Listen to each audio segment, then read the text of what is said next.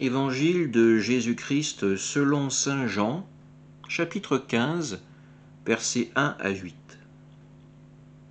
En ce temps-là, Jésus disait à ses disciples, « Moi, je suis la vraie vigne, et mon Père est le vigneron. Tout sarment qui est en moi, mais qui ne porte pas de fruit, mon Père l'enlève. Tout sarment qui porte du fruit, il le purifie en le taillant, pour qu'il en porte davantage. Mais vous, déjà vous voici purifiés grâce à la parole que je vous ai dite. Demeurez en moi comme moi en vous. De même que le sarment ne peut pas porter de fruit par lui-même s'il ne demeure pas sur la vigne, de même vous non plus si vous ne demeurez pas en moi. Moi, je suis la vigne, et vous les sarments. Celui qui demeure en moi et en qui je demeure, celui-là porte beaucoup de fruits, car en dehors de moi, vous ne pouvez rien faire. Si quelqu'un ne demeure pas en moi, il est comme le sarment jeté dehors et il se dessèche. Les sarments secs, on les ramasse, on les jette au feu et ils brûlent.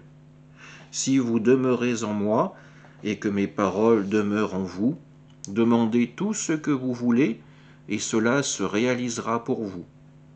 Ce qui fait la gloire de mon Père, c'est que vous portiez beaucoup de fruits et que vous soyez pour moi des disciples. Acclamons la parole de Dieu. Nous retrouvons aujourd'hui ce passage bien connu des évangiles où Jésus emploie l'allégorie de la vigne.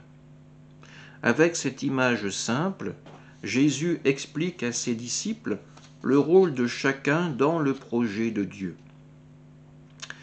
Dieu est le vigneron qui prend soin de la vigne.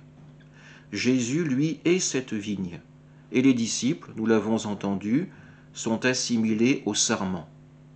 Mais Jésus insiste sur un aspect en particulier, c'est le dynamisme, la vie qui circule entre tous. Le sarment ne doit pas se reposer entièrement sur la force qui émane de la vigne, sinon il ne portera pas de fruits et sera retranché par le vigneron. Le sarment doit aussi être un élément actif de l'ensemble pour participer à l'œuvre du vigneron. Il en va de même pour nous. Nous sommes les disciples du Christ et nous avons à prendre notre part dans la mission de l'Église. Prêtres, religieux, laïcs, tous les baptisés ont reçu cette mission d'annoncer la bonne nouvelle du Christ et de témoigner par notre vie de la joie que Dieu nous donne pour vivre dans la communion de l'Esprit Saint.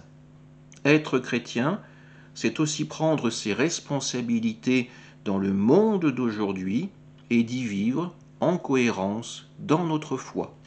Amen.